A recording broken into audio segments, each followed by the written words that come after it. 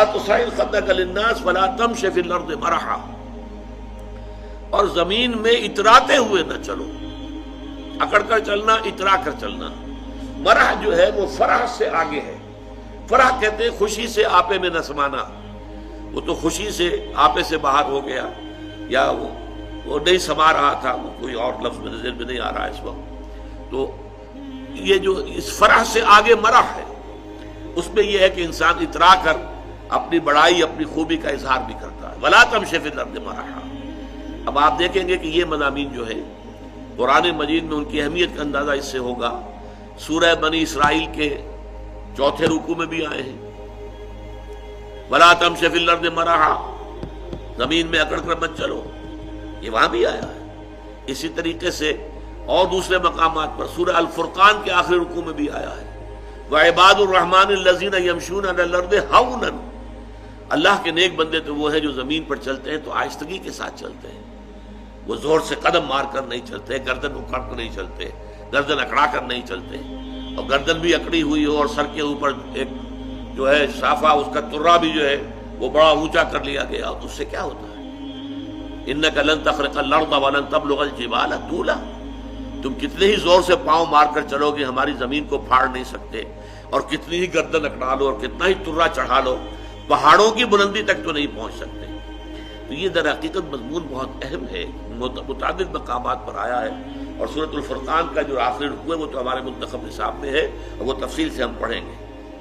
تو ولا تصعر خدك للناس ولا تمش في الارض مرحا ان اللہ لا يحب كل مختال فخور، یقیناً اللہ تعالیٰ کو بالکل پسند نہیں ہے جو اکڑ کر چلنے والے ہیں اور شیخی خورے ہیں۔ مختال کا لفظ بڑا پیارا ہے، یہ خیل سے بنا ہے۔ خیل جو ہے اعلیٰ نسل کا گھوڑا، بہت اونچی جس کی پیڈگری ہو، اگر آپ اس کی چال دیکھیں گے، اس کی چال میں ایک تمکنت ہوتی ہے۔ جب انسان اپنی چال میں یہی تمکنت اختیار کرتا ہے تو یہ اختیال ہے، گویا کہ خیل کا سا انداز اختیار کرنا اپنے چلنے میں، خیل سے باب افتعال بنا اختیال، تو اللہ تعالیٰ کو بالکل پسند نہیں ہے۔ کل مختال فخور، فخر کرنے والے، اپنی نیکیوں پر، اپنی دولت پر بھی فخر ہوتا ہے، لیکن اپنی نیکی پر بھی ہوتا ہے، اپنے علم پر بھی ہوتا ہے، اللہ بچائے، اپنی عبادت پر بھی ہوتا ہے، اللہ تعالیٰ اس سے اپنے حفظ و امان میں رکھے۔ ان اللہ لا يحب كل مختال فخور واقصد في مشيك، اپنی چال میں میانہ روی اختیار کرو۔ یہ چال سے مراد یہاں پر صرف چلنا نہیں ہے، بلکہ پوری زندگی میں روش جسے ہم کہتے ہیں، اپنی روش میں۔ اب روش بھی اصل میں تو چلنے کے معنی میں آتا ہے، لیکن روش کیا ہے؟ رویہ، روش ہر اعتبار سے ایک درمیانی کیفیت۔ والقصد فی الفقر والغنا، حضور نے فرمایا ایک حدیث میں کہ مجھے میرے پروردگار نے 9 باتوں کا حکم دیا ہے، ان میں سے ایک یہ بھی ہے کہ چاہے تنگی ہو اور چاہے کشادگی ہو، کافی مال موجود ہو، ہر حال میں اقتصاد، قصد، درمیانی راستہ اختیار کرنا۔ یعنی یہ کہ اگر بہت تنگی ہے تو کوئی حرج نہیں ہے، کسی وقت قرض بھی لیا جا سکتا ہے، لیکن یہ کہ جو ضروری کام کرنے کے ہیں وہ کرنے ہی ہیں۔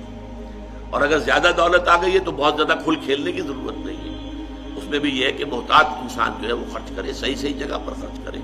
تو والقصد فی الفقر والغنا، تو یہ بھی اسی طریقے سے چال کا انداز بھی، اس میں بھی یہ ہے کہ نہ بہت تیز چل رہا ہو آدمی، نہ بہت دھیمے چل رہا ہو، اس میں بھی محسوس ہو ایک درمیانی چال سے انسان چل رہا ہے۔ خرچ کے اندر خاص طور پر یہ معاملہ آتا ہے کہ نہ تو کوئی بخیلی کا انداز ہو اور نہ اسراف ہو، نہ تبذیر ہو۔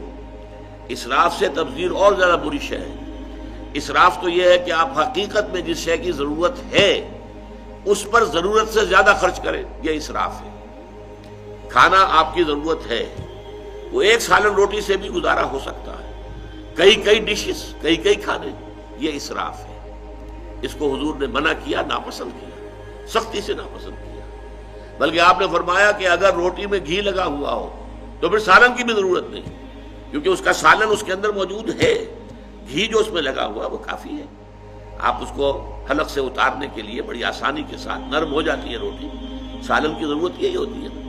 تو اس حوالے سے اس میں جو ہے اسراف نہ ہو، اور تبذیر جو ہے یہ بہت بڑا گناہ ہے۔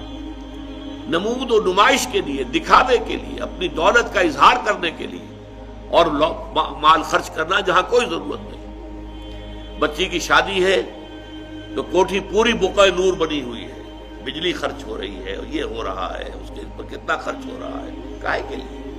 یہ سب نمائش، نمود، اور اس کا جو نتیجہ نکلتا ہے کہ اسی کوٹھی کے اندر کوئی باورچی ہوگا، کوئی جو ہے وہ ان کا شوفر ہوگا، کوئی چوکیدار ہوگا، ان کی بچیاں جو ہیں ہو سکتا ہے کہ وہ بوڑھی ہو رہی ہوں گھر میں بیٹھی ہوئی، اور ان کے ہاتھ پیلے نہیں ہو سکتے کہ کوئی بنیادی ضرورت کی چیزیں بھی فراہم نہیں ہے۔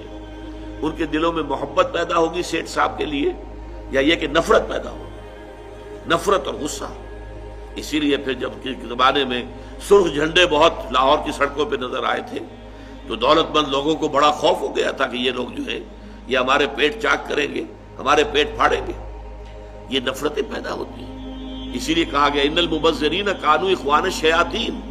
یہ سورہ بنی اسرائیل میں یہ بھی ہمارے منتخب نصاب میں درس آ جائے گا کہ یہ جو نمود و نمائش کے لیے دولت اڑانے والے لوگ ہیں یہ تو شیطانوں کے بھائی ہیں۔ وَكَانَ الشَّيْطَانُ لِرَبِّهِ كَفُورًا، اور یقیناً شیطان جو ہے وہ اپنے پروردگار کے لیے، اپنے مالک اور رب کے حق میں بہت ہی ناشکرا تھا۔